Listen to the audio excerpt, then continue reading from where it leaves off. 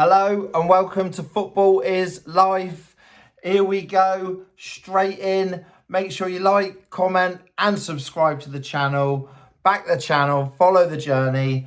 Tonight, massive reaction to the Champions League this week. I mean, just English teams crashing out. Unbelievable, really disappointing week on the whole. A little look then at a bit of information on one player. Is he the best on the planet? We've seen him a couple times in recent weeks against an English team. I'm to be convinced that there's anyone better or anyone more talented in the world. And then a massive quick look at the fixtures ahead for the weekend, where we have Friday night Premier League games, Saturday Premier League, Sunday Premier League, and of course we have the Carabao Cup final this Sunday. Massive game. A first opportunity for Arsenal to go at the quadruple after getting through in Europe. So, loads.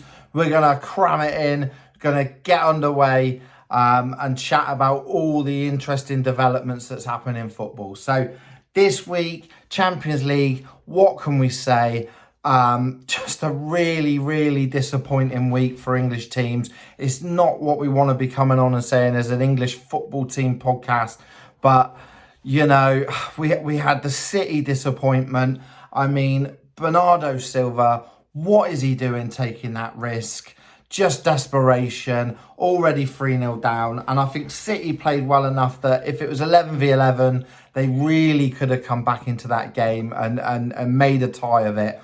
But just silly, foolish, you know, just kind of letting the team down. I think even I'd rather that it just maybe snuck in by the post, and if he didn't get his body in the way quick enough and they went 1-0 down, yes, that probably would have been it. But at least 11v11, they could have still had a go for 4 goals, and just not what we wanted to see. City crashing out, you know, is a big disappointment. And just other English teams crashing out as well. You know, Chelsea and Newcastle. I mean, Chelsea, what we've got is Chelsea and Newcastle are sort of, you know, they're up there in the English tier, but they're not up right at the top 2, and kind of got found out against those big European sides, you know, Barcelona and PSG, top of their divisions, top players, quality at the business end of the season, and just Chelsea couldn't match it. You know, a really disappointing result at home. I think Rossini's safe. You know, I've heard, you know, we need to get rid of the manager, do this, you know, I think it's fine and way too early in his tenure. You know, you've got to give him next season ahead to see if he can take Chelsea to the top echelon of European football again. But, you know, disappointing. And it just showed, you know, the aggregate of those 2 games, how far behind Chelsea are from the top level. I mean, attacking-wise, Chelsea good. They can go forward, they can hurt teams, but defensively against the might of PSG and the big European teams, just exposed at the back and not strong enough at the back. Too many kind of errors and just the attacking play of that top European team in PSG just causing way too much trouble. So yeah, not good. PSG safely through. I mean, 8-2 on aggregate. 3, was it 8-2 on aggregate? 5-3. So I'm thinking of the Tottenham game. 8-2. Chelsea 3-0, then losing 5-2, away, 8-2. And just, you know, we're real on this channel. I'm just going to say it. There's no clever editing. We're coming in. But just over the 2 legs, just not good enough to cause PSG enough problems. I mean, the first half of the first leg, yes, Chelsea looked at the races, looked like they could give it a real go. But from then on after, just not good enough. So, you know, they bow out. And then Newcastle, again, Newcastle first leg, playing ever so well, should have won the first leg, was unlucky not to. And then the first half against Barcelona in the Nou Camp, looking good, 2-2, causing them problems, looked like they could probably outscore Barcelona at one stage and go through, which would be an amazing achievement. But then just that 15-20 minutes after half-time was just, you want to say criminal, but at the top end, Barcelona away, difficult, didn't give themselves any hope with some errors, but Barcelona just turning it on, finding the little pockets at home, you know, a proven elite goal scorer, creative players, solid, more solid at the back, second half, and they just blew Newcastle away. And then it was kind of mission, don't get blown away. We're putting more defensive players on, going to a back five just to try and stem the flow. But 7-2, on the night was just criminal, and 5 second half goals for Barcelona was just showed that gulf of the top teams, and then teams that are just kind of in that sort of level, just slightly off. And when it comes to this end of the season, and those big European hitters or those big clubs at the top of their divisions really want to step it up a notch, just shows the levels that they can go to. So, not a great week for English football in the Champions League. I mean, Arsenal safely through is the saving grace. They look class. They look, again, over 2 legs, that it's going to be difficult to beat them. But I think Tottenham actually came out with a lot of credit. Going with a good team, beating Atletico Madrid at home. I think, with a big game in the Premier League on the weekend, that could be good timing for them potentially, and the confidence that beating Atletico Madrid at home, even though contest was over, which we thought, beating them on the night though, I thought is still a great result. Obviously, as I'm on camera now, we have Forest that seem to be doing well, Palace with an opportunity to go through. So, it might not all be over, but the big Champions League games against the big teams, those English clubs that are in the top half of the Premier League are just not quite good enough to go toe and toe with these teams, and they're just getting way too exposed at the back. One player that I think does come out of credit with Newcastle, I want to give him another mention, is Lewis Hall. I just think quality left back. Probably one of the most difficult games, over the 2 legs that Lamine Yamal will have against any fullback this season. And credit, he's a young fullback, but a bright fullback with a bright future. And, whoever he's with, he's going all the way to the top. England, club football, just a quality fullback. So that rounds up Europe. Sorry for the faff on the Chelsea aggregate, but Chelsea fans won't mind. They probably don't want to be reminded at this point, but there's future years, I think, for Chelsea to keep improving and make a real go in Europe, and I wouldn't count them out of future success in European football. Obviously, it's going to be harder with the transfer ban, the fine. So it's disappointment there. They've kind of got to back and stand by these players that they've brought in and develop. But I do think there's hope for Chelsea in future years. The most disappointed I was actually this season with Pep's experience, Pep's knowledge, just shows Man City aren't quite there. But I think Man City overall is kind of the worst performance. And yeah, Liverpool through, beating Galatasaray, they look convincing. But Galatasaray woeful on the night, injuries. So, there's harder tests ahead. Obviously, Liverpool, PSG is just massive over a couple of legs. But I do think PSG just will be too strong for Liverpool at this point. But yeah, the quarterfinals looking spicy. And obviously, we'd like to see an English club go all the way. So we'll have to wait and see on that one. Lamine Yamal is who I wanted to talk about now. We've watched him up close, or I have for a while, and obviously could watch him this week. And I just want to put it out there, really, that is there anybody who is better than Lamine Yamal in world football?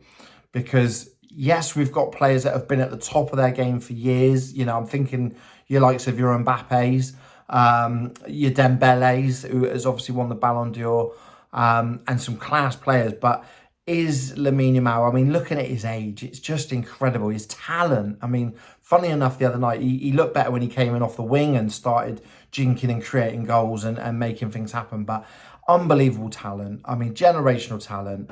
Just is going to go on just to have a stellar career. And the question, I suppose, is comment, let me know, subscribe, let me know, is Lamine Yamal the best player on the planet? If not, who? I'm backing Lamine Yamal. I believe he's the best player on the planet. I just think he's so lively on the ball and so hard to dispossess with his step overs, his turns. He's silky, he makes things happen, he scores goals, he creates. He's just a world-class talent and somebody that Spain are going to enjoy. And, can anybody stop Spain with that team and the likes of Yamal in it? It's just quality. So we'll see in the summer. It'll be interesting. I can't wait for the World Cup to come and see how England get on in the World Cup. But yeah, Lamine Yamal, is he the best player on the planet? I believe so. If not, I'd like to see what someone says and who's better than him. But yeah, quality. All right, straight in now. We're going to go straight into the weekend. So we've got Premier League games, like I said, Friday, Saturday and Sunday, and the big cup final to finish off on a prediction there. All right, we start with a game on Friday night, Bournemouth v Man United, which is a class kind of start to the weekend. You know, I always rate Bournemouth, always talk Bournemouth up. I think they're hard to predict this year, but great coach, great kind of players, and always kind of produce the results we don't expect. But who can back against Carrick's Man United? You know, I'm talking them up all the time.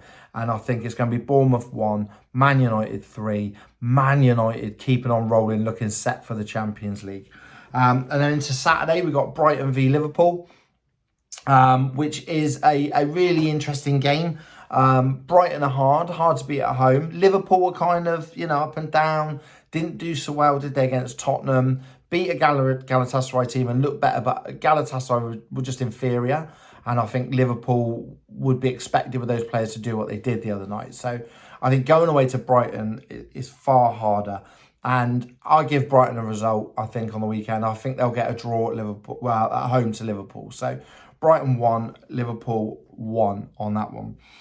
Fulham v Burnley. I always want to come on thinking, come on, let's talk Burnley up. Let's give them some hope. And then every week that I look at the fixtures before I'm going to come on and talk, I just think, I can't just give Burnley really anything. And I just think, you know, they've not got a lot to play for. It's you know, they're pretty much down. I can't see him going to Craven Cottage and producing something at this late stage. And Fulham are decent at home. They're you know, they're an experienced, proven Premier League team that know how to get the job done season in, season out. Yes, they've not been great at times this year, but they're going to beat Burnley, and I think it'll be quite convincing. So I'm going Fulham 3, Burnley 0. All right, I'm not going to get any Burnley fan subscribers soon, but Burnley fans, honestly, next year when you go into the Championship, if you do, I'm sure you'll be back winning games, and I'll be predicting Burnley to come straight back up. But you know, the Premier League is tough, and it is tough when you come home and you come up into this division. You've got to be on it, or you're just going to struggle. Then we've got Everton v Chelsea. So this is a really interesting one. Chelsea going out. You know, the only reason I fancy Chelsea here is because Everton's form away is better at home. I think it's going to be a decent game, and I think David Moyes is going to have Everton up for this one. And I do give them hope for this one. I don't think they'll get the win, but I think, again, it could be another draw. So I'm going to go Everton 1, Chelsea 1. And then Leeds v Brentford. Brentford, you know, I've come on here and I've looked to try and give Leeds results all the time. And Leeds were on a really good spell. And then recently they've kind of been sucked in and getting closer to, you know, where they don't want to be. And they don't want to be dragged too much into this come the end. But I do think they're going to get dragged into it. But I do back them to get something at home, and I think their home games are going to be vital for Leeds. So I'm going to give them a draw here. As Leeds 1, Brentford 1. Seems to be like a lot of draws, but it could be that kind of weekend with, you know, two teams to play, a lot to play for, and teams down the bottom with a lot to play for, teams at the top with a lot to play for. So real kind of epic battles now coming along. And Sunday we have the big Northeast derby. I mean, Newcastle off the back of that hammering by Barcelona straight into home to Sunderland. And I mean, that is just, you know, we know the emotional game. That will be frantic. The supporters bang up for it from both sides. And I just think Sunderland are a really, really still a really, really good team. Great season. And even if their season could be petering out, this is the game where they're still going to turn up and put everything on the line. So I do fancy goals and an epic Northeast derby, yellow cards, potentially red cards. And we're going for a Desmond 2-2. 2-2 Newcastle Sunderland. And to be honest, I'm too afraid on this one to back against either. Let's sit firmly on the fence for this one and 2-2. And there's another really good game. Aston Villa v West Ham. Aston Villa, I mean, they desperately need something in the league. They're playing tonight. Then they've got to, you know, play Sunday, quick turnaround against West Ham. And West Ham fighting for everything. And I think West Ham are going to get something again. So another draw. Looks like a weekend of draws for me.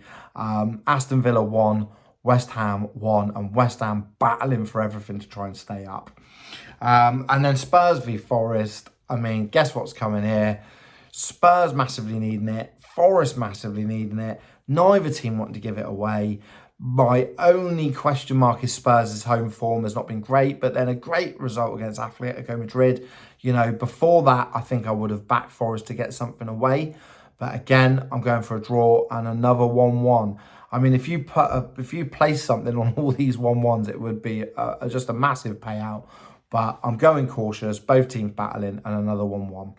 And the one we have to go for now to finish up this episode is a huge cup final at Wembley, a chance for the first piece of silverware in English football this season. But bigger than that, a chance for a team to get an historic quadruple. We've got Arsenal going well in the FA Cup, Arsenal going well in the Champions League, Arsenal looking like they're going to be league champions. And the question is, can they get their first piece of silverware on a mission to get all four? Or can Pep do what Pep does, get them showing up in a final? He's a proven winner, used to winning, and get City over the line. Spoiler alert, no. I think City are just not there against the big teams yet, like Real Madrid this week. And I think Arsenal are a step above. I think it's a big game, and I just don't think that City are going to be there on the big game on Sunday. This could come back to haunt me, definitely. I could look a bit silly here, but I would be silly and maybe not backing my intelligence and football nous. To back Man City would be too bold a claim live on camera, and out there for everyone to see. So I'm going to go Arsenal to win, and I think Arsenal could win it in the 90 minutes. I think it will be gung-ho. I think it will be an epic cup final. I think the extra space on Wembley, you know, we could say tight, cagey, 0-0 boring, but we don't want that. We're not here for that. English football isn't about that. We want a gung-ho game where every player's 100% going toe-for-toe. But I think Arsenal will be Carabao Cup champions with a 3-2 victory. And it will be the first of the four. Can they do all four? Let us know. Comment. Let us know. Can Arsenal go all the way this year and get all four trophies? I think this is going to be the first one, everyone. All right. If you're going to a game or watching a game this weekend, or you're going to the Carabao Cup final, enjoy. All right. Make sure you like, comment, subscribe. I'll be back soon. I've loved coming on. All right. Your Football Live legends. Take care. Bye.